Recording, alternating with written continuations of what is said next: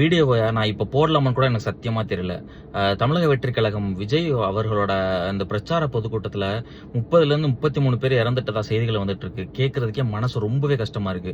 இவரோட அந்த first political speech இந்த பிரச்சாரத்தில் முதல் பயணமானது திருச்சி பொதுக்கூட்டத்தில் வந்து பயங்கரமான கூட்டம் கூடிச்சு. நான் அந்த வீடியோ பார்த்தப்பே நினைச்சேன், என்னடா இவ்வளோ கூடுதே, இவ்வளோ கூட்டம், அதுவும் அன்ஆர்கனைஸ்டு. ஒரு மாநாடுனா கூட பரவாயில்ல, இது அன்ஆர்கனைஸ்டா இருக்கு, ஸ்டாம்பேட் நடக்கிறதுக்கான வாய்ப்பு நிறைய இருக்கே அப்படின்னு நான் யோசிச்சுட்டு இருந்தேன்.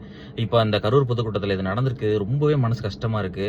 இது ஒரு எக்ஸாம்பிள் சொல்றேன். எங்க ஊர்ல வந்து ஒரு திருவிழா நடக்கும், தேர் திருவிழா. அந்த தேர் வந்து நின்ன உடனே ஒரு ஆயிரக்கணக்கான பேர் வந்து அந்த தேங்காயை வந்து கல்லுல எறிவாங்க. அப்ப நான் வந்து இந்த தேங்காயை ஒரு தடவை கல்லுல எறியறதுக்காக நான் வெயிட் பண்ணிட்டு இருந்தேன். அப்போ தேர் அங்கேருந்து வந்துட்டு இருக்கு. கிட்டத்தட்ட அது 50,000 1 லட்சம் பேர் கூடுற ஈவெண்ட் அது. அந்த தேர் முன்னாடி ஒரு 2000-3000 பேர் இழுத்துட்டு வந்துட்டு இருக்காங்க. நான் அந்த தேங்காய் எறியறதுக்காக நின்னுகிட்டு இருக்கேன்.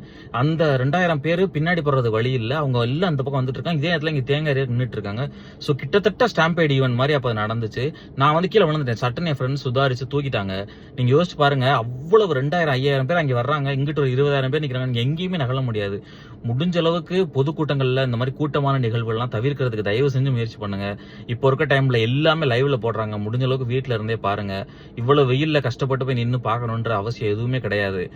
அந்த கூட்டத்துல யாரையுமே நம்ம குறை சொல்ல முடியாது. ஏன்னா இவ்வளவு கூட்டத்துல என்ன பண்ணுவோம், என்ன நடக்கும்னு யாருக்குமே தெரியாது. அது ஒருத்தவங்களை வந்து ஈஸியா பாதிக்கிறதுக்கான வாய்ப்பு இருக்கு. ஸோ முடிஞ்ச அளவுக்கு சேஃபா இருங்க.